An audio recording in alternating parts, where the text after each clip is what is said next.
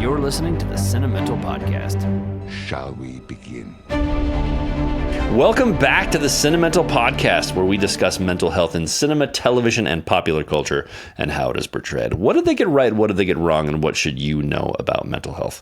I'm Jeffrey Jones, and I'm a screenwriter as well as a professor of screenwriting. And I'm joined, as always, by my brother, America's psychiatrist, Dr. Joshua Jones, who, as well as being the only person who a vampire just rejected, is a general and forensic psychiatrist. Oh, sad. They were like, I don't know, he doesn't look yummy. No, that wasn't so much like, oh my God, do I want to be stuck with this motherfucker forever? As well as my brother, who reeks of garlic, is a general and forensic psychiatrist. All right, we want you to start your week off right with our podcast. So we drop a new episode every Monday, and now we've started releasing one every Thursday as a supplemental episode, and that is what you're listening to now.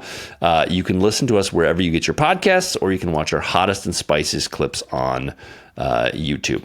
And now full episodes as well. So, Josh, we talked about Sinners on Monday. Great movie. Ryan Coogler directed, Michael B. Jordan starred. It's a movie about the transcendental power of music and vampires. We talked about transcendental part of music on Monday, and today we're talking about vampires and the historical context of vampires. What's the vampire metaphor? Et cetera, et cetera. Now is usually where I kick it over to you to tell us about the topics, but I just did that, so I don't really need you today. Why don't you? Well, let me just say, Jeff, before you launch into whatever the hell you're going to say about vampires, that there's a tremendous amount of psychology that goes into the original vampire myth and its evolution over time. And the origins of the vampire psychologically remain relevant today. Yeah. Okay, so let's talk a little bit about that history, because the vampires that we experience in popular culture are different than the vampires of old. And I think that the transition is really, really interesting. So vampires, the idea of vampires have been around in one form or another for thousands of years. They're in ancient myths from places like Mesopotamia, Greece, China, creatures that fed on blood or life energy, which, if you think about it, makes a lot of sense. That's what people were afraid of at the time. Yeah. But the vampire we're most familiar with took shape in Eastern Europe during the 17th and 18th centuries. Back then, people believed the dead could rise from their graves to spread disease, again, culturally relevant for the time, or torment the living. This led to a lot of crazy stuff, people digging up bodies, staking corpses, etc. In the 1800s, literature gave way to the vampire that we know today. Suddenly, they weren't just monsters, they were mysterious, tragic, seductive, which is the really, really interesting part. The current theme of vampires is those who give into desires of the flesh are damned to live in darkness. And that's what vampires became in the 18th century. And that's what we're talking about today. So talk to me about the historical significance of vampires, starting with the idea those who give into desires of the flesh are damned to live in darkness. Yeah, let's start with Bram Stoker's Dracula. If you haven't read it, people, you need to read this book. It's amazing. The English is a little stilted. It's old styley, so it's not the easiest read. But it's pretty fantastic, and as a novel, it holds up extremely well. Mm-hmm. And the point of Dracula was that this vampire, this Count Dracula, seduced a couple young women, not sexually so much explicitly, but about the taste of the flesh, so the pleasures of the flesh, not a very coded allegory, into then eternal life, but with damnation. Right. And so you see the tantalization of the promise of pleasure, of for everlasting bonding with another person through the vampire allegory, tinged with that this is somehow sinful. Yeah, So they're damned, though. The people who give into the pleasures of the flesh are damned. become damned. They become subservient. They can't live in the light. They become essentially like a sexual slave to the sin. And the vampire, represents the sin. Yes. Yeah. It was also conversely, an expression of the people who really liked this literature, really liked this Gothic romance, were seeking a way to talk about sexuality through the repression of the times. Right. And so I think you've seen that ebb and flow in society ever since Dracula, ever since the novel. Right. As it has ebbed and flowed, and the vampire has persisted as a theme that pervades popular culture, even as we think that sexually repressive times have lightened up, and there has been through the 1970s there was a sexual revolution for women, etc. One would think that as we became less repressed, the fascination with vampires would diminish, but it's not. Right. And I think that suggests just how deep our sexual repression in our society in America truly is. Yeah. Well, you have movies now where, the vampires are misunderstood and there's a choice to go with the vampires, like we saw in Twilight.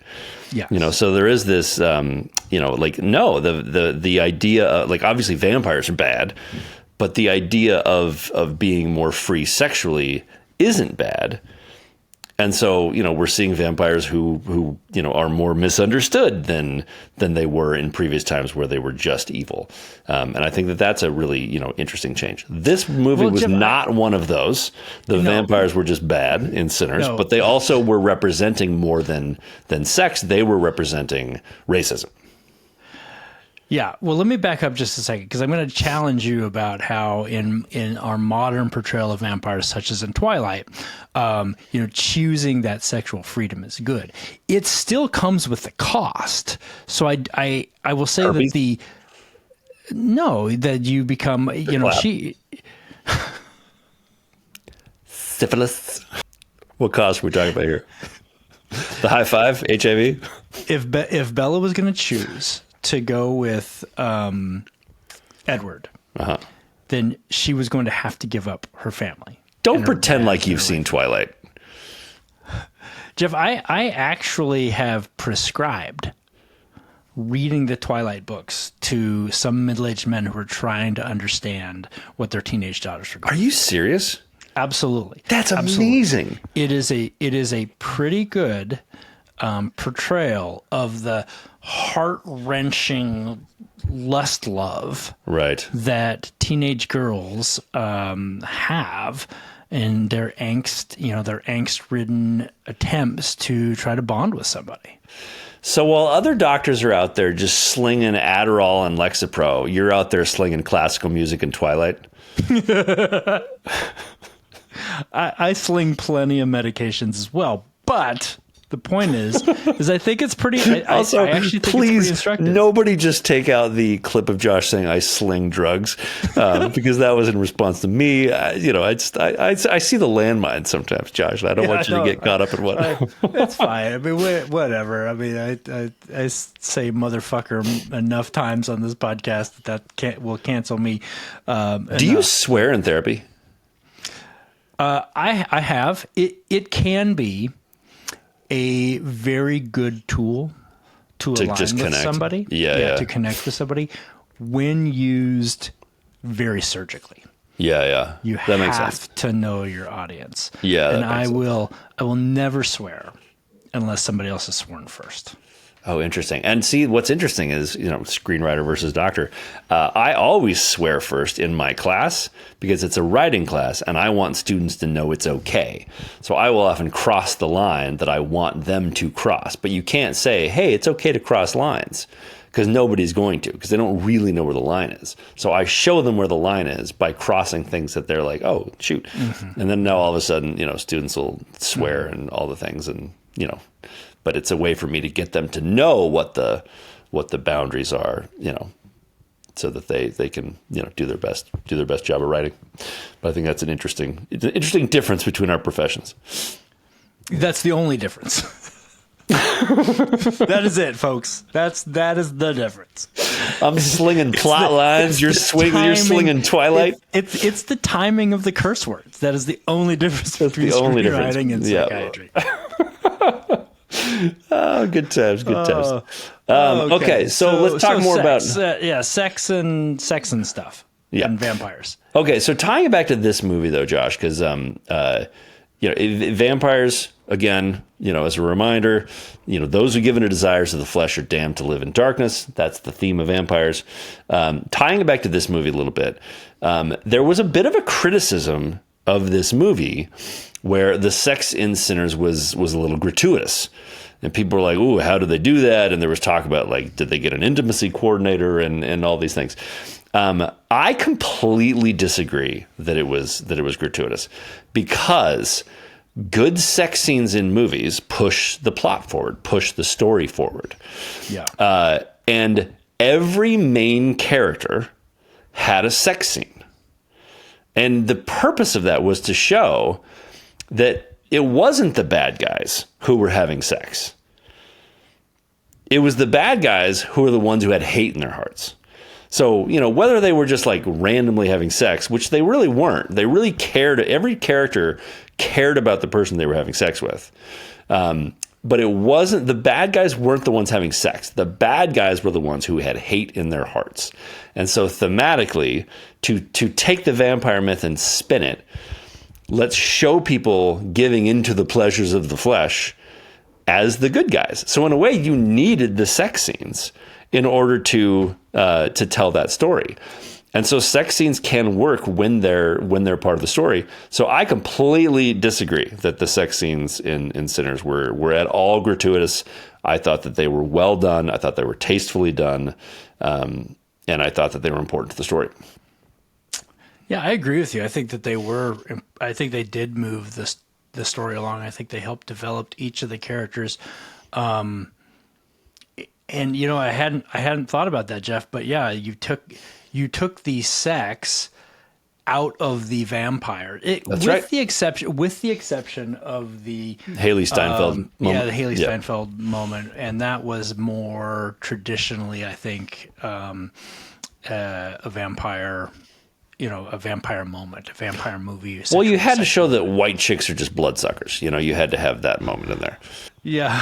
I mean that as a joke. Okay. I don't even know what to do with that.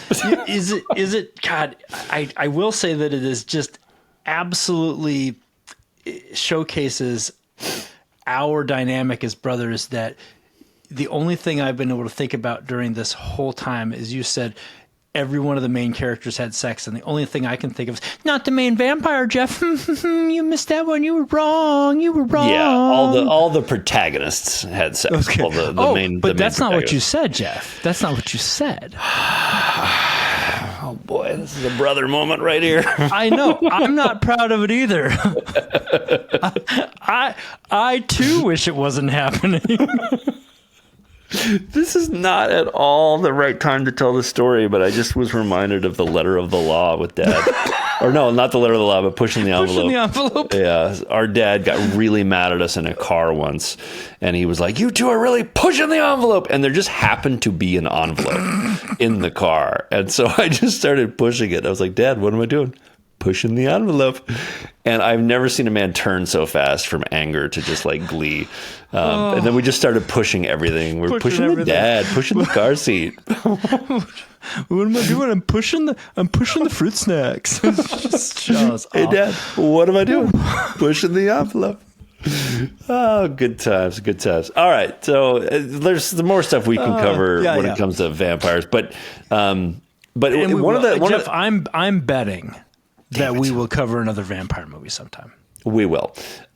This I thought was interesting, though, Josh, and this is one of those things where, like, I'm not going to talk about it because this does not belong to me.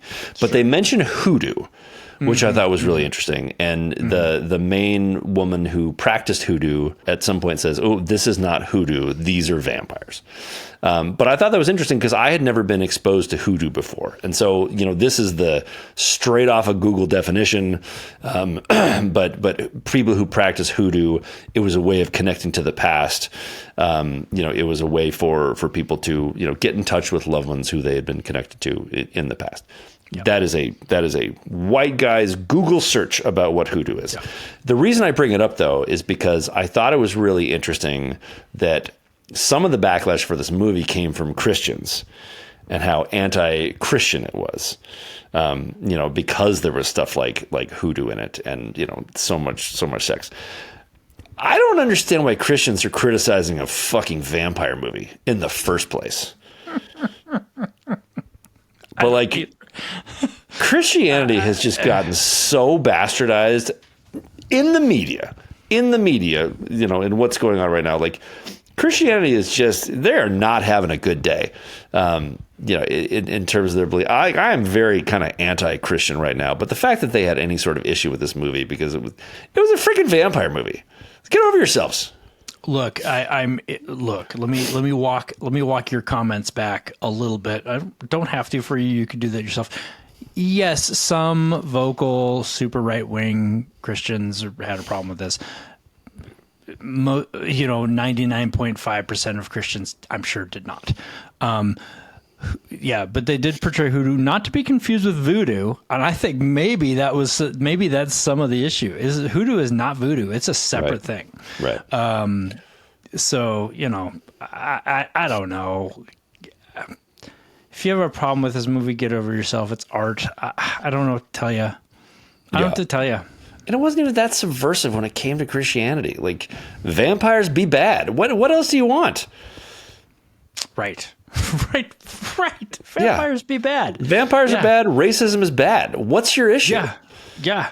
And why isn't the first thing out of your mouth, hey, way to tackle issues of racism and murder a bunch of white KKK guys?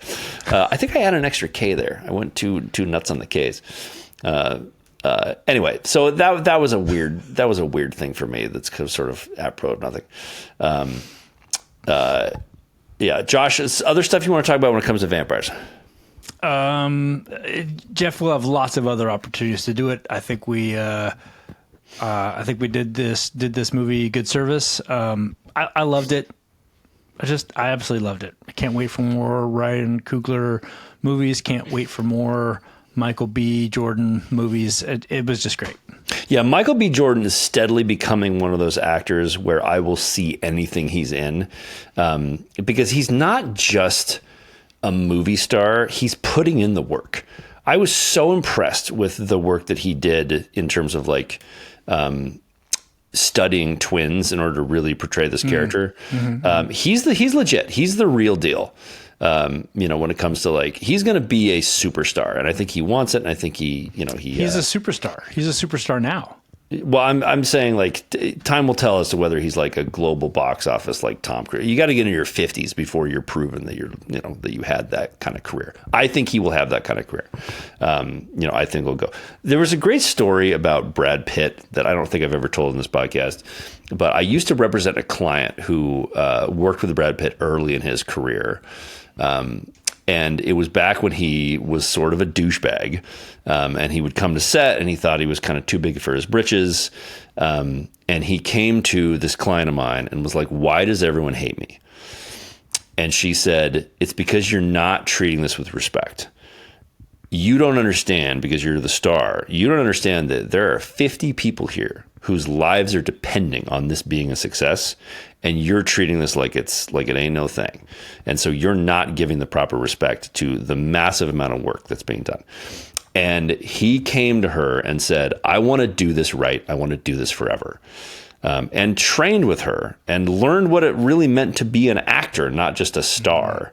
And then now you kind of see Brad Pitt being the Brad Pitt of today. I hear those kinds of stories about Michael B. Jordan. And obviously I don't know anything about him. I've never talked to him, blah, blah, but I just hear a lot of stories about how he's putting in the work. And I'm just rooting for him, man. I just think he's fantastic. Yeah. Dating back to Friday Night Lights. Oh, he was so good in Friday Night Lights. Total tangent here, but I did see the F1 movie trailer before Sinners, and holy shit, does that look like a fantastic movie? I know. I'm seeing it on my birthday, and I'm just about to have a second kid, so like, there's no way that I'm going to be able to see it with anyone. But I've told my family, all I want is to go see it by myself, middle of the day during like my family's nap time. But like, just let me slide away and see that movie because I'm so excited. So, Josh, we often use our Thursday episode to talk about some things that are in pop culture. This has nothing to do with mental health, but this one's just really been bugging me, and we are starting to talk a little bit more about politics. I just want to talk for a second about the absolute stupidity of Stephen A. Smith talking about a possible presidential run.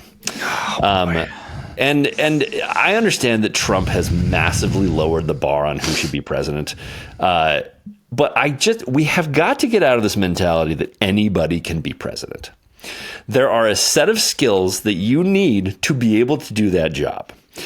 And if Stephen A. Smith wanted to be like the head of ESPN, he would get laughed out of the room. He would never get chosen. And that's not a democratically, chosen job. It's going to be chosen by a group of investors, probably, people high up in ESPN. But they would pick someone with the relevant experience to do the job. And people like Stephen A. Smith or Matthew McConaughey, who wants to be, I think, the governor of Texas, they don't have the relevant skills to be able to do the job. If you want to start local and prove yourself, if you want to start small and prove yourself, I'm okay with that. But if you want to rise up to the level of president, you need a particular set of skills. Cut to Liam Neeson right here. I just think it's absolutely moronic that people think that the president is a job you can have that doesn't require legislative skills or lawyer skills or whatever in order to do the job. And we have to stop vaulting celebrities to the level where we think that they can be the president. The Rock cannot be the president. We're not going to do that, Jeff. But we did. We did with Trump. Trump. No, I said we're not going to stop vaulting celebrities to the point where they can do that. You mixed. I think you mixed up a couple of concepts here. You said you can't become president unless you have the skills. Yes, you can. You absolutely can. Okay. But what I think you're saying is you can't do the job effectively. You can't do the job effectively. Thank you for nitpicking that. I appreciate that. But you're right. You're absolutely right. It's an important distinction. You're right. It's an important distinction. Yeah. And I'm not saying that the democratic process should change. We should still elect our representatives. I'm not saying it should be moved to like really smart people should pick the president. We just need to realize as voters, it takes more than just I'm famous and have a platform and I don't like Trump. That does not mean that you should then run for president. That means that you should absolutely give a lot of money and a lot of time and a lot of energy to getting the right people elected. But it does not mean that you should run yourself. And with that, Josh, yes, I have a list for you of the top 5 black candidates that nobody asked for. I'm a white guy. I understand that. But I got to put my money where my mouth is. Stephen, I don't think you're the right call, but this is the top 5 black candidates. This is my list that nobody asked for because I'm a white podcaster. Okay. Can I count you down on this, Jeff? Sure, but I'm going to start with an honorable mention. Okay. This is my honorable mention, Barack Obama. And the reason why he's my honorable mention, he should not be able to run because he's already served 2 terms. But if Trump is going to run for a 3rd term, then I'm bringing back Barack Obama. Okay. So that's why he's my honorable mention. Let me give you a hot take on this. Okay. I think that we should repeal the amendment that limits presidential terms to just... Do you really? I do. Okay. It's non-democratic. Okay. Let the people choose who they want to be president. All right, Yeah, fair enough. I've never actually agreed with it. So, since I learned about it when I was like 4. Yeah, No, I've it's true. never And agreed. it doesn't allow presidents to think long term, Right. which gets us in problems of like, hey, I'm just going to borrow more because I've only got 4 years, and then it's somebody else's problem. So Correct. I hear you. I think there are pluses and minuses, but stop hijacking my top 5 list. Okay, Jeff, then let me ask you, give me number 5 on your list. Number 5 for me is Cory Booker. Don't love his recent stunts. Wish he would just stick to legislation. But that's the reason he's in my number 5, because I think he's incredibly competent. I think he's very well qualified. He's a senator from New Jersey. So Cory Booker's in my number 5. Yeah, I really like Cory Booker. I actually have liked him the last 2 presidential cycles, for which he hasn't made it out of the the lower tiers. Yeah. Okay, Jeff, number 4. Okay, number 4, I'm going to go with Kamala Harris. She was obviously the VP. She was the AG of California. But again, she's at number 4. She's not higher on the list because she does have some issues for me. She needs to run like she's the AG and not run like she's like the hope candidate. Now is a time for ass kickers. And Kamala has the ability to kick ass. And for whatever reason, she's not swinging that club in her back. I do not hold this last election against her. She was not picked in the correct way. That was not her fault at all. Biden stepped down. Somebody had to step up. She stepped up. But I don't count that against her. I don't think she's a bad candidate because she didn't, beat Trump. It was a poor process. And so I do think that she's well qualified and would be a great candidate. Well, an L is an L, though. So An L's an L, sure. Absolutely. number 3. Number 3. This one's going to be controversial. Karen Bass. Karen Bass is the current mayor of LA, but she was a congressman who led the Black Caucus for years. And now she's the mayor of LA. She's also getting unfairly maligned for the fires that just happened in LA, but she didn't start climate change. And that's really what the fires, what happened with the fires. There was no way to predict that the fires were going to be as bad as they were. It's not Karen's fault. We need to get off her ass about it. I think she's incredibly competent. I would vote for her in a heartbeat. She's my number 3. Okay, Jeff, number 2. Number 2, Hakeem Jeffries, House Minority Leader. I'm pretty sure he was also a whip for a good amount of time. He's just got all the experience in Congress for over 10 years. He's a deal maker. I would vote for Hakeem all day. All right, Jeff, and your big number 1. Number 1, I'm going to go with someone who I don't think a lot of people know, and it's Susan Rice. So Susan Rice was a national security advisor, and she was the ambassador to the United Nations. I love Susan Rice. I've always loved Susan Rice. She's a serious person. She's massively qualified. And here's the reason why she's my number 1, is she doesn't want it, which I think is what makes people the perfect leader. She would do an incredible job because she's not angling for it. She would do it for the good of the nation. She wouldn't do it for personal power. So she is by far my number 1. So that's it, Josh. That's the top 5 list of black candidates who I think should run for president. And that is the list that nobody asked for. Nobody asked for that list. Nobody asked for this list. I noticed that Stephen A. Smith is not on it. Stephen A. Smith did not make that cut. He's not in the honorable mentions. Another honorable mention, by the way, is Michelle Obama. I'd vote for Michelle because I do think that being the first lady for 8 years, and with as much as she accomplished as the first lady, I think that she has the relevant experience. I would vote for Michelle as well in a heartbeat. I also noticed no Republicans on your list, Jeff. No, anybody you want to add, Josh? Anybody you think I missed? No, I think that's a pretty comprehensive list. I'll be honest with you. I'm not familiar with Karen Bass, but I think, you're being down in L.A. Gives you a leg up on that. So, Yep. yeah. Yeah, Karen's great. All right. Okay. Great list, Jeff. Thank you. The list that nobody asked for. We'll see how that does. We'll see if I'm back next week. All right. Thank you as always for watching or listening to Cinemental and our coverage of sinners and specifically this week vampires. If you like this episode, please subscribe anywhere you get your podcast. Even if you didn't like this episode, just subscribe anyway. You can also watch clips of Cinemental on YouTube, where we'd love to hear what you'd like us to cover next. You can also watch my companion series, The One Thing, where I take a deeper dive into screenwriting, both available on the Large and in Charge channel on YouTube. Follow Dr. Josh Jones, America's Psychiatrist, on Blue Sky. This has been a Large and in Charge production. For Josh Jones, I am Jeff Jones, and we will see you next week for more mental health in cinema.